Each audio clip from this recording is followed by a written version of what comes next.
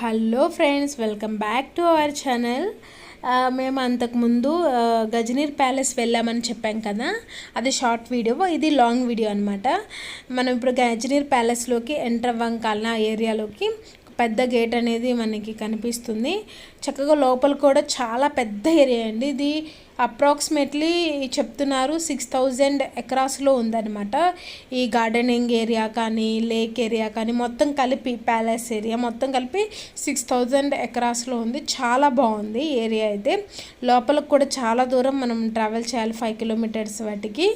And మనం వెళ్ళినప్పుడు చుట్టూ అంతా చెట్లు అనేది ఉంది. చాలా ప్లెజెంట్గా ఉంది, ఎందుకంటే రాజస్థాన్లో ప్లెజెంట్ ఏరియా అండ్ గ్రీనరీ ఉన్న ఏరియా దొరకటం అంటే చాలా కష్టం.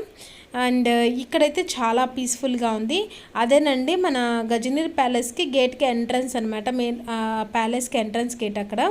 ఇక్కడ మన ఈ గేట్కి ఎంటర్ అవ్వగానే మన దగ్గర నుంచి వాళ్ళు మనకి టికెట్ ఫీ అనేది తీసుకుంటారు.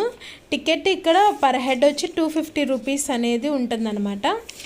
మేము ఒకేసారి అక్కడ స్నాక్స్ అనేది ఉంటాయి, అంటే మేము ఒకేసారి స్నాక్స్కి కూడా పే చేసాము. ఎంత అయితే ముందు మినిమం అమౌంట్ పే చేయాలి, తర్వాత మనం ఏం స్నాక్స్ ఆర్డర్ చేస్తే తర్వాత ఎక్స్ట్రా ఏ బిల్లు మనం అక్కడ కట్టాలన్నమాట.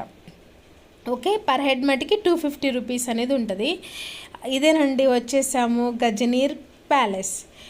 ప్యాలెస్ అయితే చాలా బాగుంది. ఎంట్రన్స్ కానీ అక్కడ మనకి నీట్నెస్ కూడా బాగుంది. ఎప్పుడు పద్దాకలు కడుగుతున్నారు, ఎందుకంటే అది ఇక్కడైతే ఎండలు చాలా బాగుంటాయి, వేడిగా ఉంటుంది కాబట్టి మనకి అక్కడ చల్లగా ఉండడానికి పద్దాకలు దాన్ని కడగటం, చెట్లకి వాటర్ ఇవ్వటం, అండ్ అక్కడ ఉన్న రాళ్ళని వాళ్ళు శుభ్రం చేయటం పైపులతో నీట్నెస్గా చేస్తున్నారు.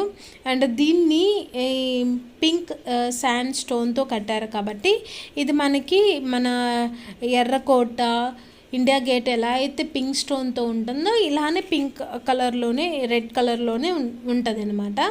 ఓకే, దీన్ని ఎవరు కట్టించారంటే రాజా గంగా సింగ్ మహారాజ్ గారు దీన్ని కట్టించారనమాట. మనం గజనీర్ ప్యాలెస్ దగ్గరకు వచ్చాం, కానీ ఇప్పుడు మరి రిసెప్షన్ దగ్గరకు ఉన్నాం ఫ్రెండ్స్. లోపలికి మనకు ఎంటర్ అవ్వగానే గార్డెన్ అనేది వస్తుంది, కనిపిస్తుంది. అండ్ మనకి కనిపించే లేక్ పేరు ఏంటంటే గజనీర్ లేక్. ఇది ఇక్కడ నుంచి ఇక్కడికి వాటర్ సప్లై వీళ్ళు దీని ద్వారా తీసుకుంటారు.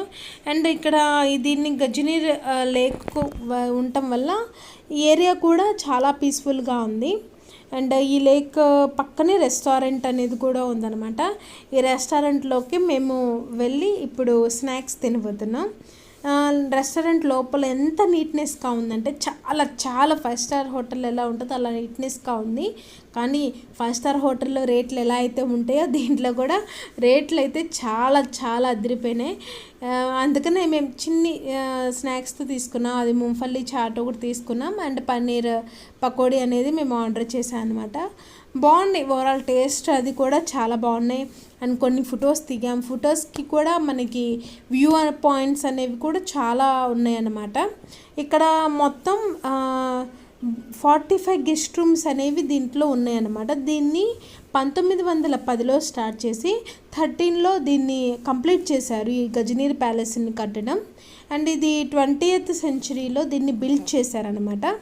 అండ్ అప్పటి నుంచి ఇప్పటి వాటికి ఉన్నాయి అంటే చాలా గ్రేట్. ఎంత నీట్గా ఉన్నాయంటే మెయిన్ అసలు మెయింటెనెన్స్ ఎలా ఉందంటే చాలా చాలా బాగుంది. ఇప్పట్లో మనకి కట్టిన ఇల్లు కొన్ని సంవత్సరాలకి పగుళ్ళు వచ్చేస్తున్నాయి, కానీ ఆ టైంలో వాళ్ళ యొక్క టెక్నాలజీ అనేది అంత స్ట్రాంగ్గా ఉందన్నమాట. చాలా బాగుంది.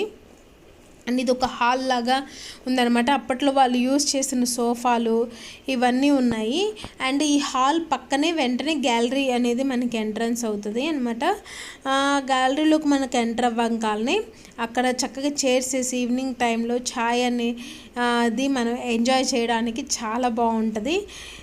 నాకైతే ఒక పీస్ఫుల్ ఏరియా గార్డెన్ ఉండి అక్కడ చక్కగా చెట్లు అన్నీ మనం నాటుకొని మన గార్డెన్లో చక్కగా ఒక కుర్చీ టేబుల్ సెంటర్ టేబుల్ వేసుకొని చైర్స్ వేసుకొని ఉయ్యాలు ఊగుతూ అలా చేసాం ఇలా చేసాం చాయ్ని ఎంజాయ్ చేస్తూ మాట్లాడుకుంటూ ఉంటే ఎంత లైఫ్ ఎంజాయ్మెంట్గా ఉంటుంది కదండి, చాలా పీస్ఫుల్గా ఉంటుంది. నాకైతే చాలా చాలా ఇష్టం అలా ఉంటాం.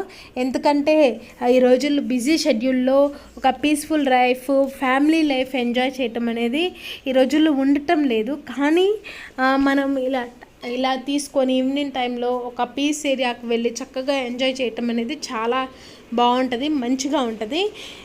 నేనైతే ఇలా ఉండటం, ఇల్లు కూడా నాకు అలానే ఉండాలి, గార్డెనింగ్ ఉండాలి, ఇలా చేయాలనేది ఎంతో ఇష్టం. మీకు కూడా ఇలా ఇష్టమైతే ఒకసారి ఖచ్చితంగా మీరు నాకు కామెంట్ చేయండి.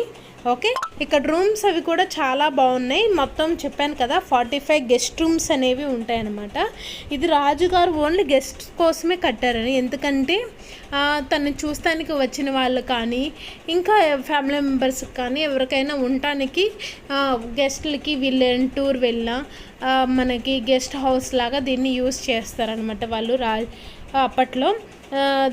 ఇప్పుడైతే దీన్ని మ్యారేజెస్కి, ఈవెంట్స్కి ఇస్తున్నారు ఈ గజనీర్ ప్యాలెస్ని. ఓవరాల్ గజనీర్ ప్యాలెస్ అయితే చాలా బాగుంది, చాలా చాలా పీస్ఫుల్గా ఉంది. అప్పట్లో యూస్ చేసిన ఇది జట్కా బండి, అప్పుడు కూర్చొని మనం వెళ్తారు కదండి ముందు గుర్రాలు కట్టుకొని, అది ఇవన్నీ ఎంటర్ అయ్యేటప్పుడే ఉంటాయి అన్నమాట.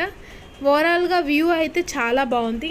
ఒకసారి ఖచ్చితంగా మీరు కూడా బికనీర్ రాజస్థాన్ వస్తే బికనీర్లు ప్యాలెస్ని మటుకి చూడండి, చాలా చాలా బాగుంది, పీస్ఫుల్గా ఉంది మెయిన్. కానీ అప్పట్లో హిస్టరీ ఎలా ఉంటుంది, ఏంటి భవనాలు ఎలా ఉంటాయి అనేది చూస్తానికి ఇది ఒక ఎగ్జాంపుల్ అనమాట. ఓకే, ఫైనల్గా ఇదేనండి ఈ వీడియో నచ్చితే మీరు లైక్ చేయండి. Thank you, bye.